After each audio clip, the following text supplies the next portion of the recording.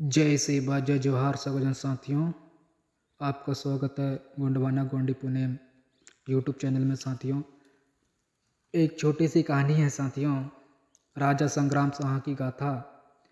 राजा संग्राम साहा की छोटी सी कहानी है, तो साथियों ध्यानपूर्वक सुने। सुनो बात अब ध्यान लगाए, गड़ा कटंगा संग्राम आए। 52 गढ़ उपा व अधिपति कहाए, जे विधि गोंड राज घराने गाए। अब ध्यान पूर्वक गोंड राजाओं की गाथा सुनिए।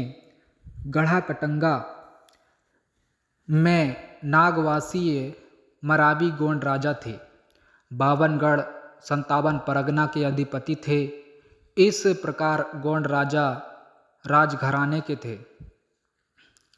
गढ़ा कटंगा जबलपुर नर्मदा के तट पर बसा था। आज भी जबलपुर को गढ़ा कटंगा का पहला नाम है और उसको गढ़ा कटंगा को बदलकर जबलपुर कर दिया गया है साथियों। अभी वर्तमान में गढ़ा कटंगा को जबलपुर कहते हैं। पूर्व नाम गढ़ा कटंगा, वहाँ राजा संग्राम साहा राज चलाते थे।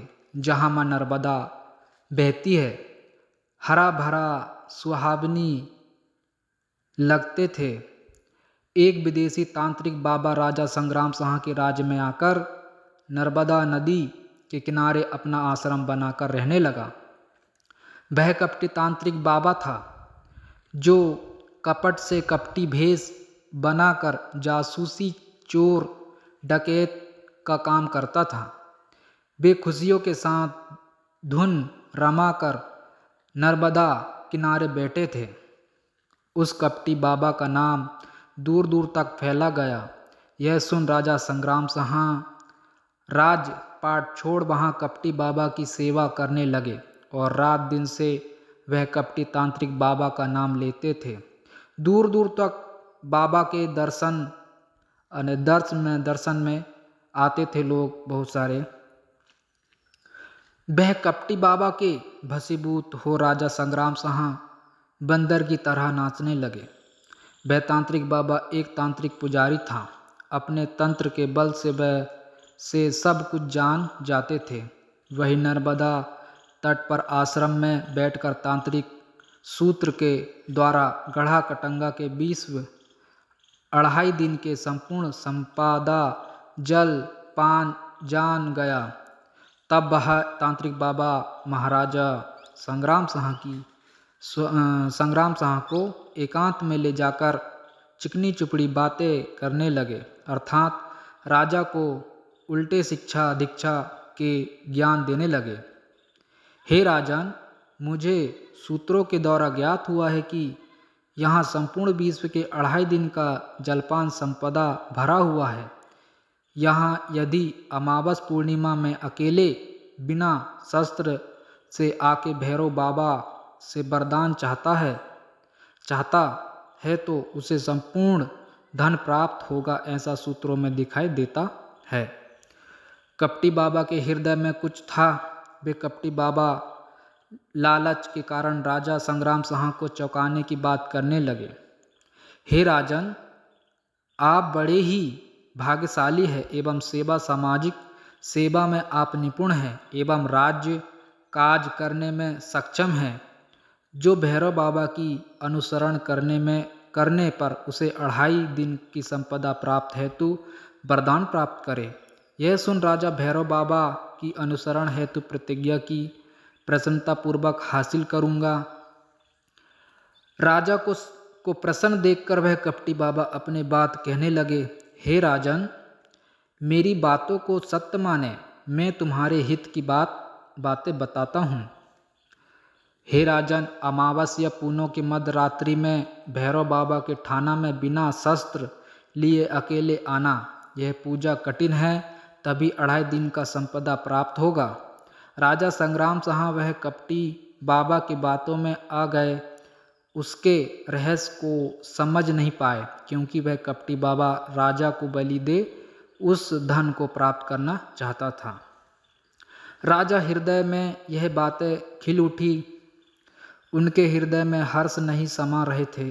मध्य रात्रि में परम शक्ति बड़ादेव राजा को सपना दिया और राजा से कहा, हे राजन, यह रहस्य छुपा हुआ है। बिना शस्त्र लिए भैरव ठाना में नहीं जाना। वह कपटी बाबा तुम्हें स्वयं को बलि चढ़ा उस संपदा को प्राप्त करना चाहता है। वह लालच बस के कारण तुमसे कूटनीति चाल चला है। वे तुम्हें धोखे देना चाहता है। हे राजन, मेरी बातों को सत्य मानो। तब राजा को चेतना आ गई। अमावस के दिन आधी रात में राजा संग्राम शाह कमर में तलवार छुपाकर वहां कपटी तांत्रिक बाबा के पास आए, किंतु वहां असीम कृपा बड़ादेव की हुई। बड़ादेव दिव्य दृष्टि ने राजा संग्राम शाह को सजग कर दिया। राजा ने उस कपटी बाबा के ढींग अहंकार इधर उधर नजर पसार कर देने लगे। कपटी बाबा की नजर राजा के ऊपर पड़े।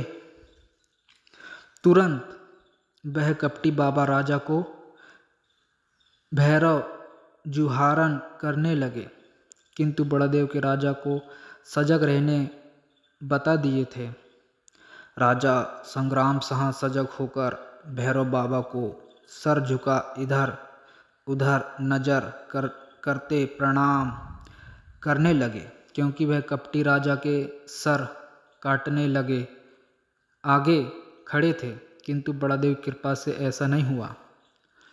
राजा संग्राम शाह अपने आगे उस कपटी बाबा को देखा तो अपने कमर से तलवार निकालकर कपटी बाबा के सर को काट गिराया। चूंकि वह बाबा राजा की सर काट कर संपूर्ण संपदा प्राप्त करना चाहता था। राजा अति खुश होकर श्रद्धा भक्ति भाव से बड़ादेव की पूजा किया। इस प्रकार बड़ादेव संकट हरने वाला परम शक्ति देव है, बिगड़ी काज को बना देते हैं। ऐसे महान कृपा बड़ादेव की है, अर्थात महान कृपा करते हैं। विश्व के 2.5 दिन के अंत जल बच गया।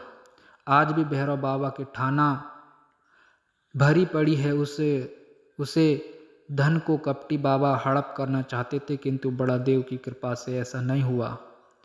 जैसे करनी वैसी भरनी, दूसरों को मारकर राज छीनना अपराध है। साथियों, राजा संग्राम शाह की गाथा साथियों इसे और भी अच्छे से समझाने की कोशिश की है शंकर साई पाची दादाजी ने, तो साथियों उसको भी आप ज़रूर सुने। तो बस इतना ही साथियों, सभी को जय सेवा, जय जोहार, जय गोंडवाना, जय मूल्यवासी, जय आदिवासी।